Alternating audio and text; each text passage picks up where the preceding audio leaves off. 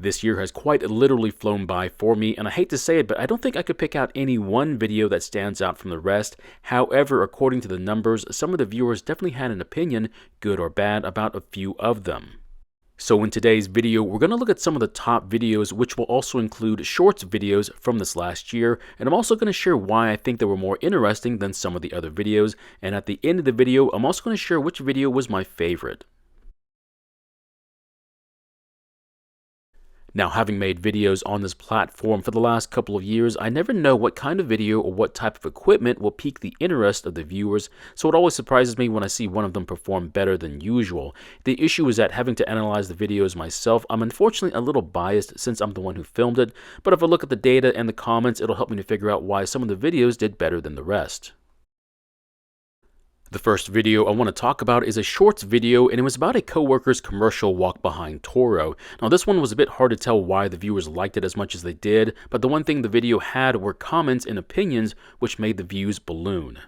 Now I did read all the comments, which probably took a lot more time than I realized, but it seems a lot of people felt that it was either a timing issue related to a sheared flywheel key, or it needed a valve adjustment which was affecting the compression. Well, it turns out the valve lash was the issue, and it was confirmed with a compression test and a valve lash inspection. Now after making a few adjustments, it now starts and runs just like it should.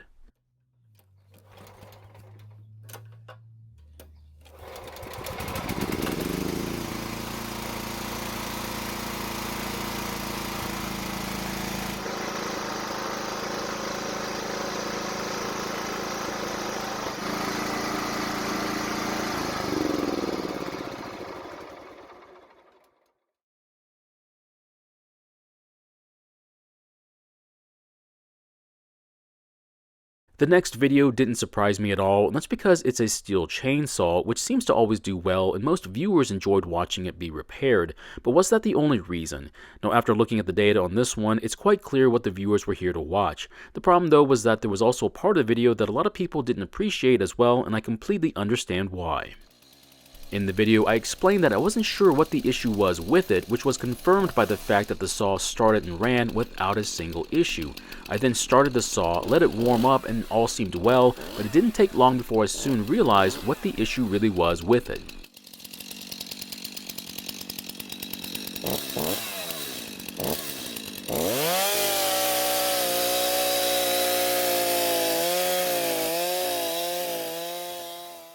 So it turns out this saw wasn't used all that much, but the times it was used, they allowed the chain to get dull, which didn't do it any favors. In the end, I sharpened the chain the best I could and confirmed that it worked a whole lot better. I then passed on my findings to the owner and gave it back to them so they could either have the chain sharpened by a professional or replaced.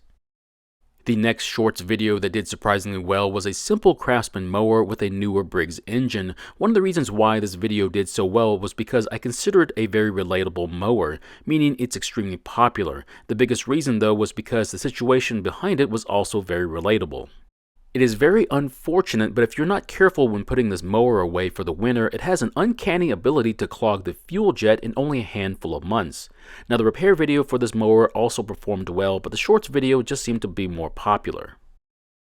The next shorts video was about an oversized upside-down engine from Craftsman. According to the comments, most people were there to share their experiences with this particular style of oversized engines, and from what I could tell, most people appreciated the amount of power it had, especially when compared to smaller and cheaper models.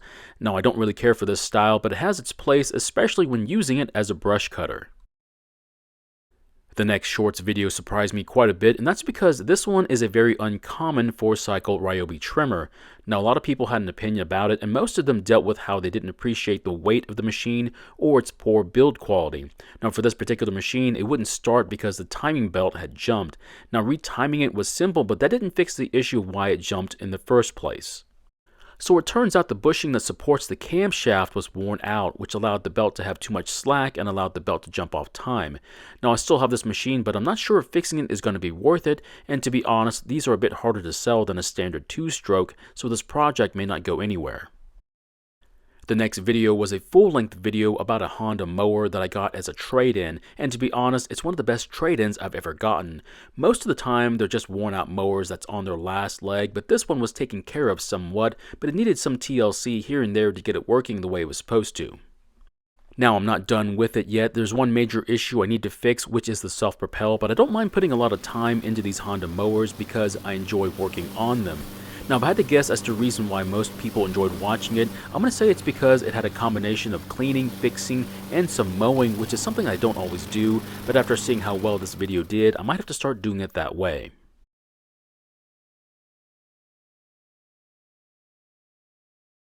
The next video that did really well was a shorts video, and it was about a large 3.5 horsepower edger from Yard Machines. Now, the reason I think this video did so well was because it basically proved how well this machine was made. The reason I say that was because I had picked this edger up months ago with gasoline in it, and surprisingly, it still started and ran. It just goes to show you that the older machines seem to hold up better to the abuse the typical homeowner sometimes puts their stuff through. I know this engine is of an older design, but you have to wonder why they moved away from a good flathead design to a more complicated one that requires more maintenance.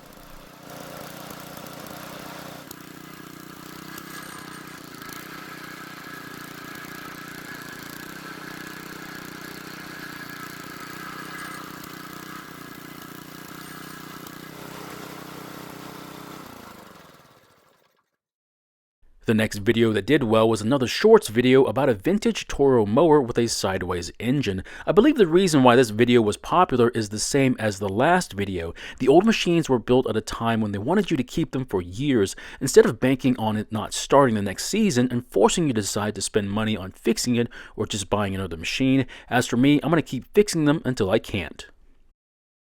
The next video that did well was a repair video on a very good brand of chainsaws. I'm not exactly sure why, but the chainsaw videos generally do well when compared to other items. In the video, we do some light cleaning and some decent repair work along with some cutting.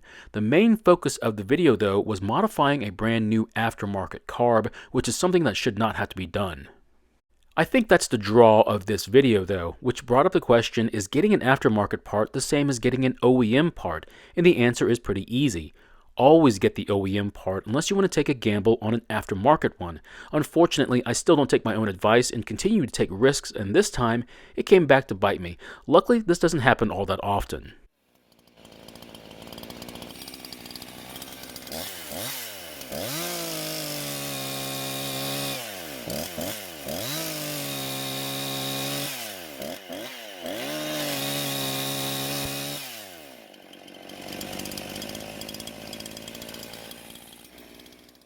The next video is a shorts video, and it was about a hard lesson I learned on lubricating Recoil springs. In some of my videos, I've shown that I've used WD-40 on the springs or some other cheap lube, which is what I did on this one, but after some time, that lube collected a lot of dirt after being used in areas of the yard that didn't have a lot of grass. In the end, after a few months of being used this way, the recoil soon started to have issues, and I had to go to the location to swap out recoils. What I learned from this was that it's just best to clean the spring and to not lubricate them. Now, you can do it if you want to, but as for me, I've changed my mind.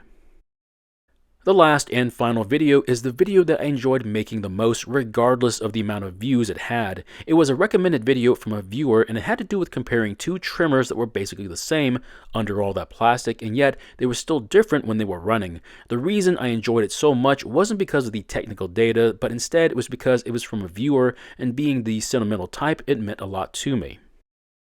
Now, even though this wasn't a repair video, from the data I've seen, most of the viewers also found the information to be interesting, so I'm glad to see that the feeling was at least mutual, which means I'm going to try and include more of this type of content in the future.